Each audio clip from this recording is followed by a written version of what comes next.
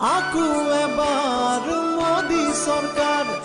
আকু এবাৰ ৰাজপথত হিমন্ত বিশ্বৰ নৃত্য হয় মন্ত্ৰী হিমন্ত বিশ্ব শৰ্মাৰ কাহানিও নেদেখা ৰূপ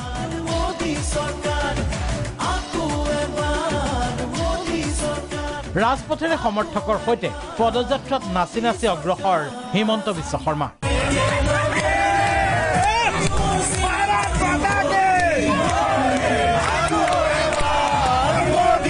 বেকগ্ৰাউণ্ডত বাজিছে বিজেপিৰ নিৰ্বাচনী গীত সুৰত সুৰ মিলাই নাচি নাচি হিমন্তই গাইছে আকৌ এবাৰ মোদী চৰকাৰ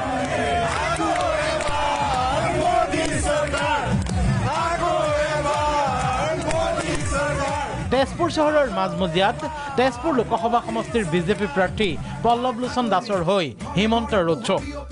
প্ৰায় সমগ্ৰ পথছোৱা সমৰ্থকৰ উল্লাস আদৰণিৰ মাজে মাজে হাত চাপৰি বজাই মুখেৰে গীত গাই আপোন পাহৰা হৈ পৰিছিল হিমন্ত বিশ্ব হিমন্তৰ এনে পূৰ্বে নেদেখা ৰূপ দেখি দুগুণে বৃদ্ধি পাইছিল বিজেপিৰ তেজপুৰীয়া নেতা কৰ্মী সমৰ্থকৰ উৎসাহ হিমন্ত বিশ্বৰ উৎসাহৰ সৈতে ফেৰ মাৰিব পৰা নাছিল পদযাত্ৰাৰ সংগী প্ৰাৰ্থী পল্লৱ লোচন দাস আৰু ঢেকিয়াজুলিৰ বিধায়ক অশোক সিংঘালে